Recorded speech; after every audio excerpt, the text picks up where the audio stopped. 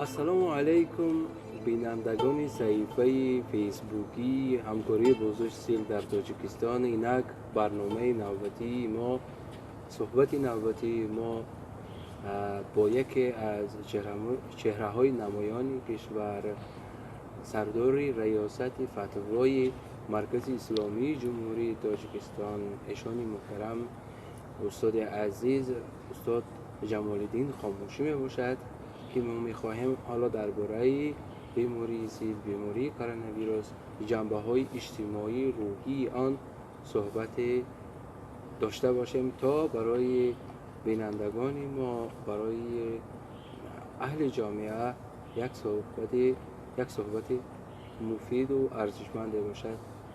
تشکر زیاد استاد عزیز برای اینکه درخواست ما را برای این صحبت پذیرفتید. استاد عزیز، حالا که در دوره پاندمی کووید 19 قرار داریم، این همه تهلکه، این همه آوازه، این همه مرگ و میر و این همه اخبار است، ما میخواستیم در مورد هم بیماری کرونا ویروس و هم بیماری سیل با شما یک صحبت داشته باشیم.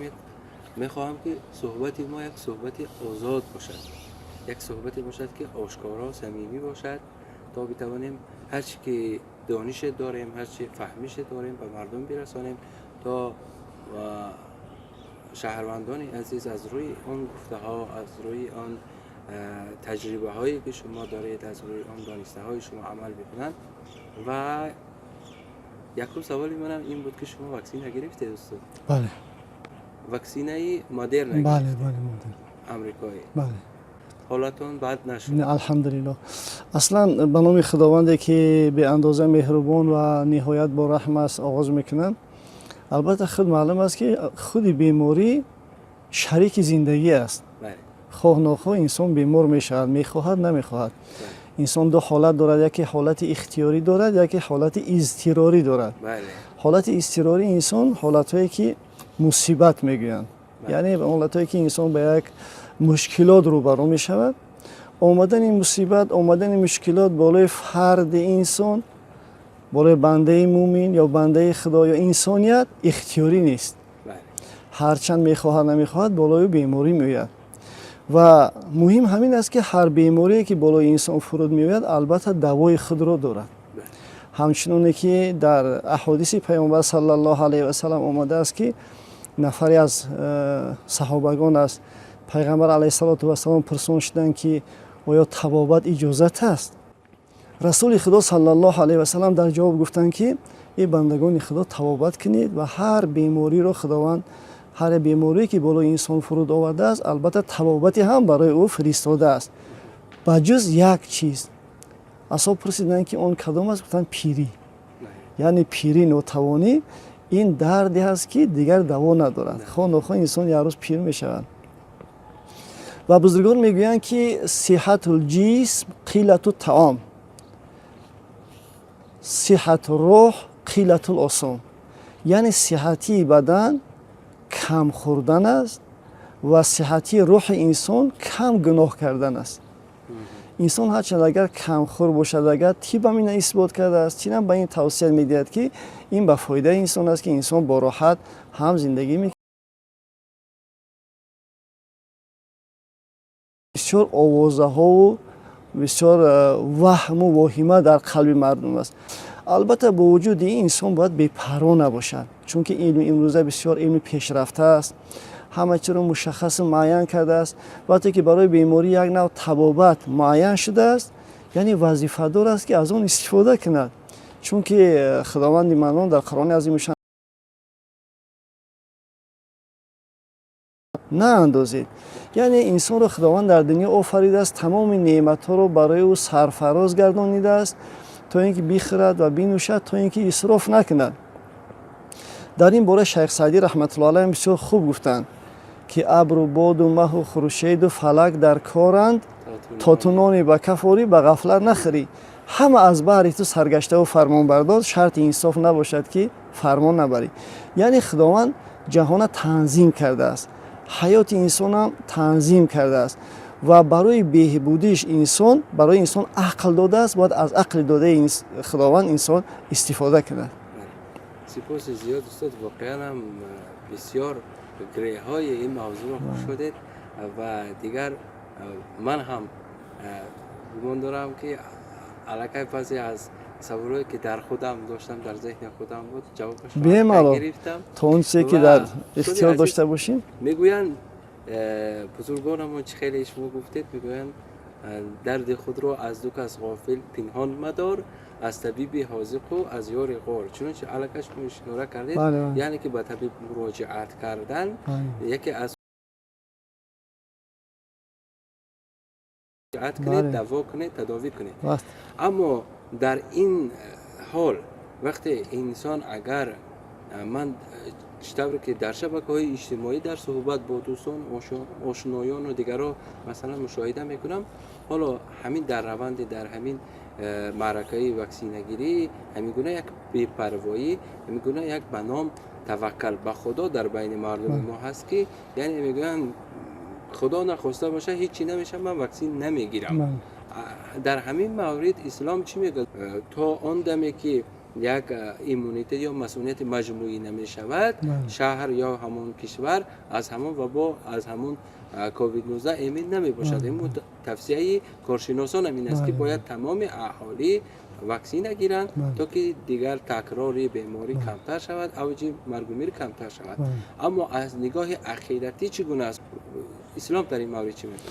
البته شما درست گفتید. در این باره خیلی پیامبر صلی الله علیه و سلم یکی از صحابه ها وقتی گفتن که من شترم را رها کردم و توکل بر خدا کردم، تاکید کردن که قید و توکل.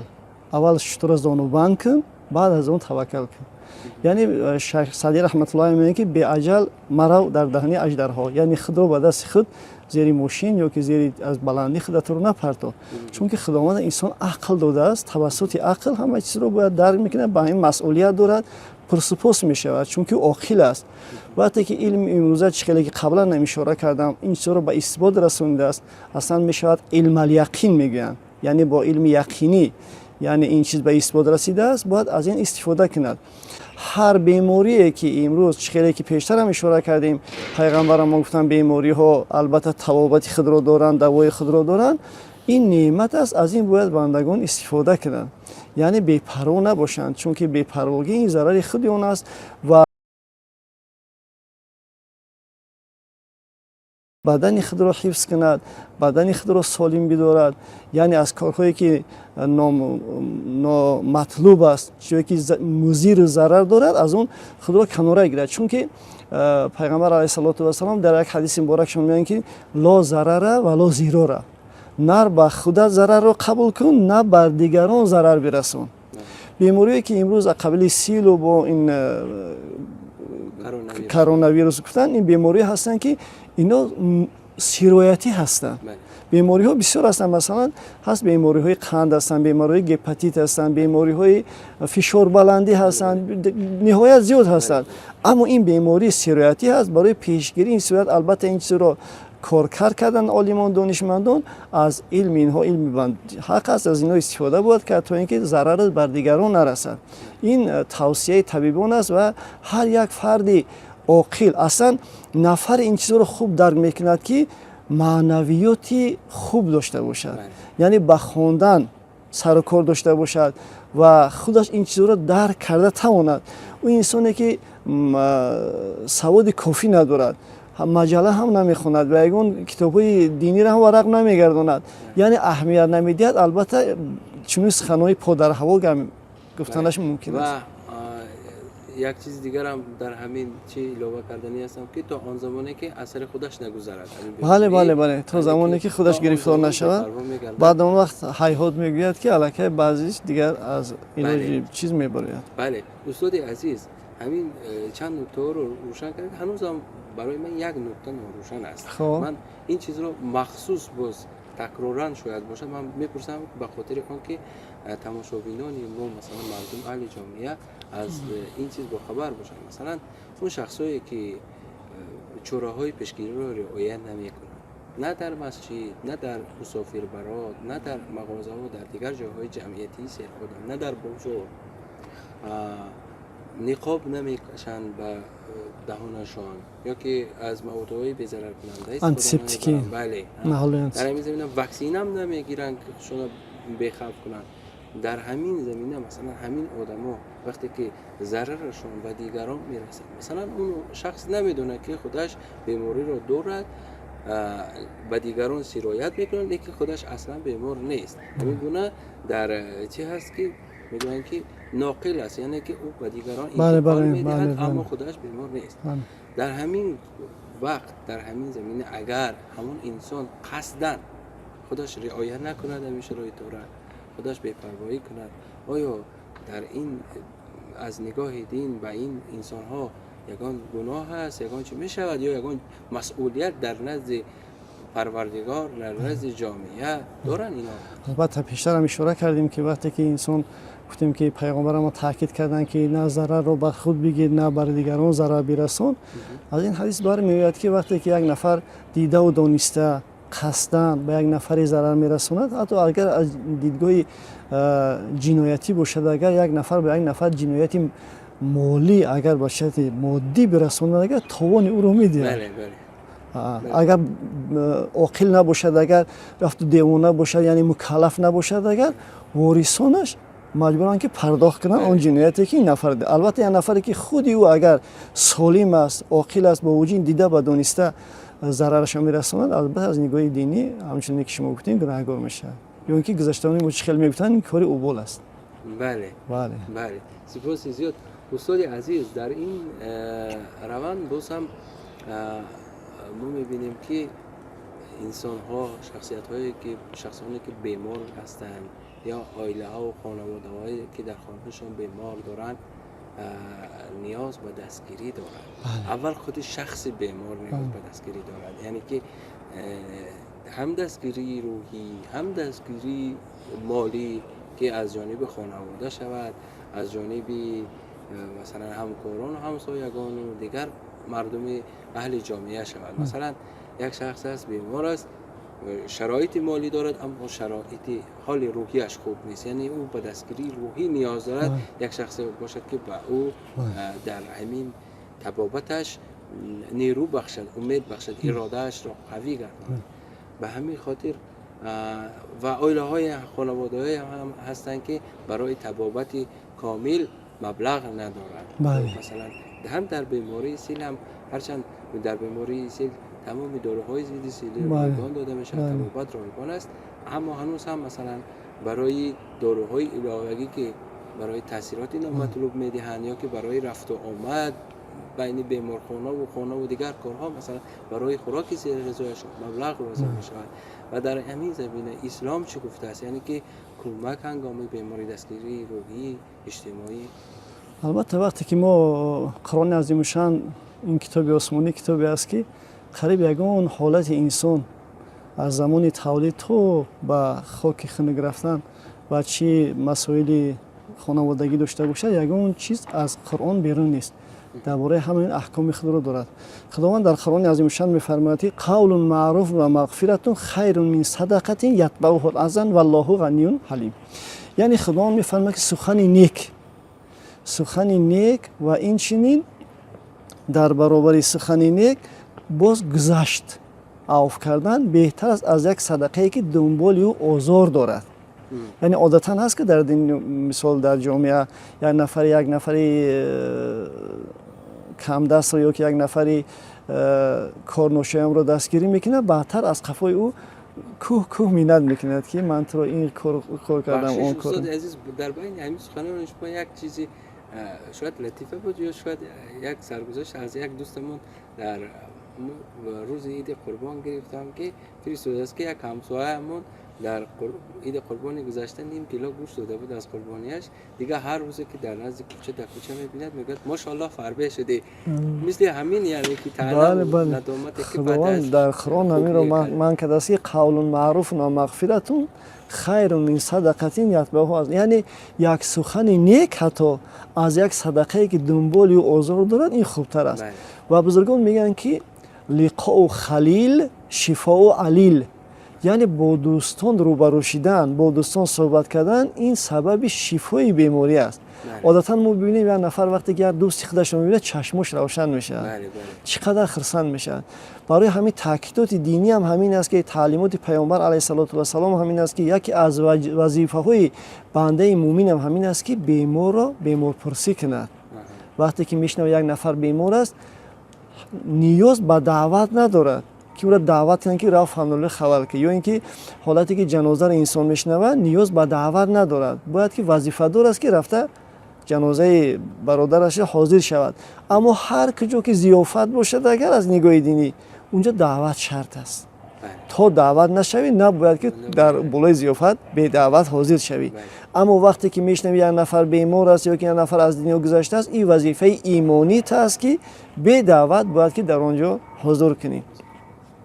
و این از آن چیز است که وقتی که یک انسان پیغمبر علیه السلام توصیه میکنن که با بیمار پرسی میروین تیز برای بیمار نگاه نکنی و این چیزی بسیاری بدن پیش بیمار ننشینی، کمتر صحبت کنید، کمتر روح او را بالیده کنید، از اون دعا بگیرید و بخیزید و هر قدم شما که زده به خانه بیمار میروید گویا به منزله که در زمین جنت شما قدم میزنید.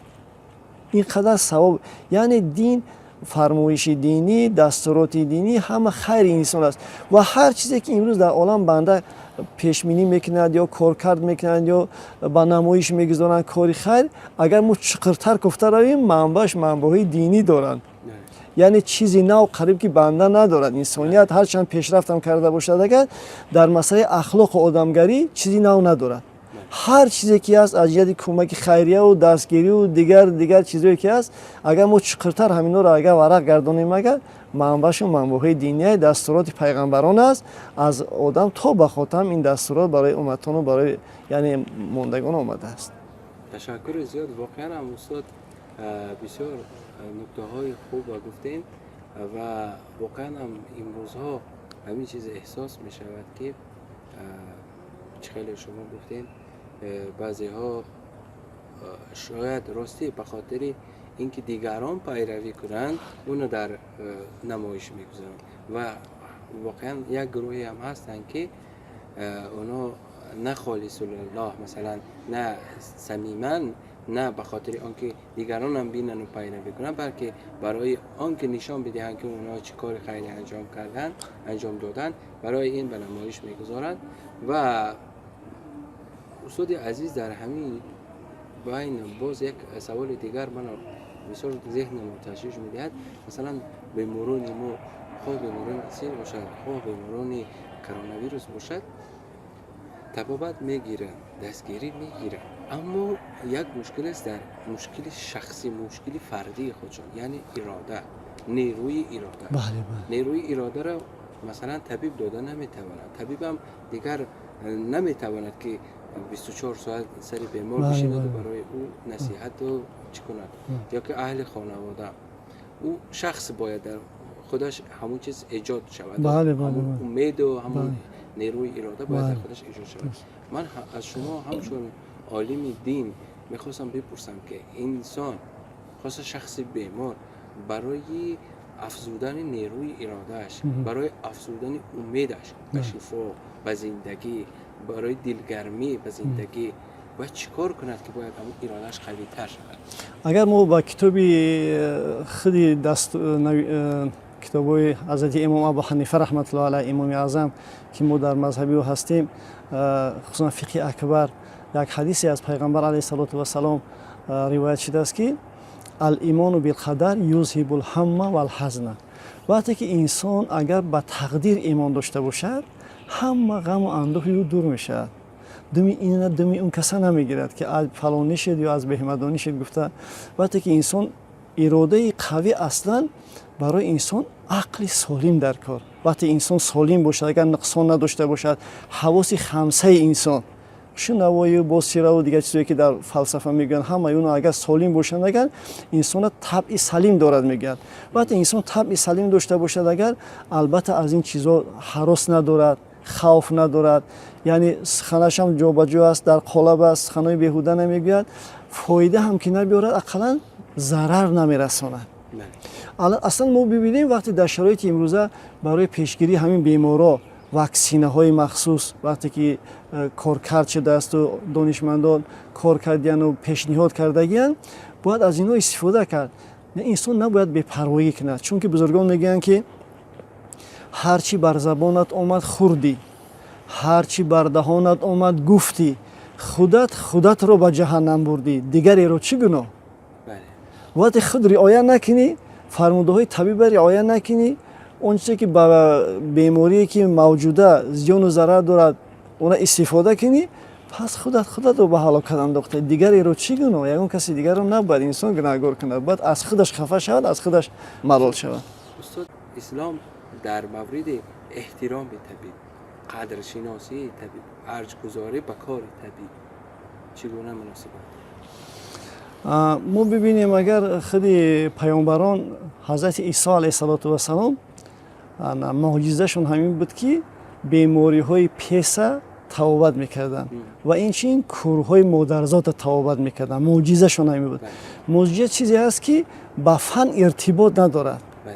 این یعنی چیزی است که دیگران از کردن آن عاجز میان و رابطه فنی ندارند. اما یک سخن عجیب میگه حضرت عیسی علیه السلام، با وجود اینکه کوری مادرزاد رو توبت میکرد، پیس رو توبت میکرد، میگوید از توبت یک بیماری میگوید عاجز آمدم، من میگویدم ابله رو توبت کردن نتونستم. و دیگر همین که اون داروهایی که هستن البته برای بیماری استحصال کرده میشوند، همونا هم با اذن خداوند شفا میبخشند.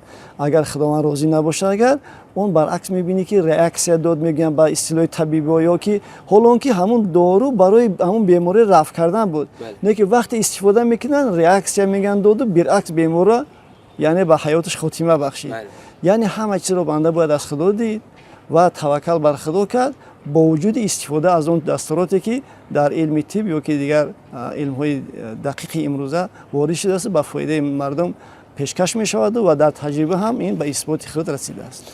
البته دین مبین اسلام نسبت افراد انسانیت، نسبت بشریت، نسبت همجنسان خودشون تاکید میکند که باید احترام داشته باشند، چون که خداوند در قرآن میفرماید لقد کرمنا بنی آدم، ما فرزند انسان را مکرم کردیم، نه وابسته از اعتقادش، نه وابسته از جنسیتش، نه وابسته از شخصیتش، همچون فرزند انسان باید که سزاوار احترام باشد.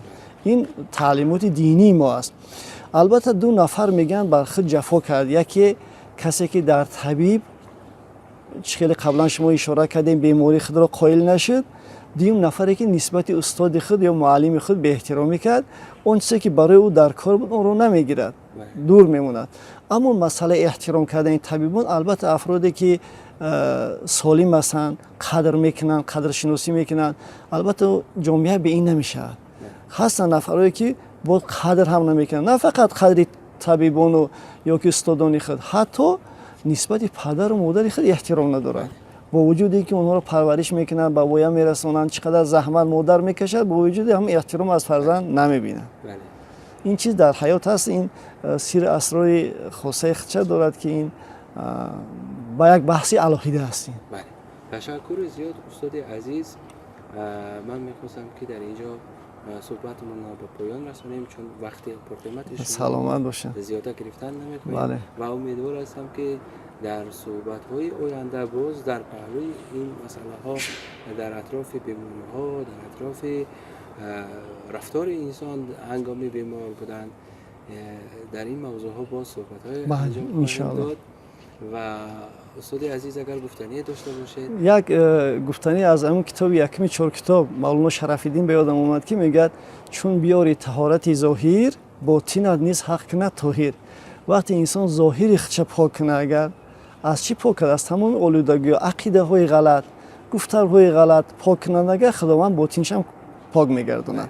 یعنی باطن انسان هم کسلی های زیاد داره، جمله بخل، حسد، اینو بیماری هستن که اینا رو با قرص ها، یعنی که با تبلیت ها توبت کرده نمیشه. اینا توبت های فقط دارد معنوی دارد. یعنی روح انسان با گفته های خداوند غذا میگیرد، بدن انسان میشه با مادیات یعنی غذا میگیرد. باید که غذای روحی اونو کامل کرده شود، معرفت نوکی مردم بلند کرده شود، تا اینکه وقتی افراد جامعه ما سالم باشد انشالله جامعه مون هم سالم بشه، خانواده مون هم سالم بشه، زندگی مون هم سالم بشه. و سلام علیکم و رحمت الله و برکاته. تشکر زیاد. سلامت باشید. عزیز بینندگان گرامی، این بود صحبت ما در اطراف بیماری های سیر و کرونا ویروس و خاصه موضوع واکسینگیری از بیماری کرونا ویروس، ضد بیماری کرونا ویروس با استاد عزیز با نشان جمال الدین خاموشی، سردار ریاست فتوای مرکز اسلامی جمهوری تاجیکستان. خیر، صحتمند باشید در تا صحبت های آینده. خدا نگهدار. سلامت باشید.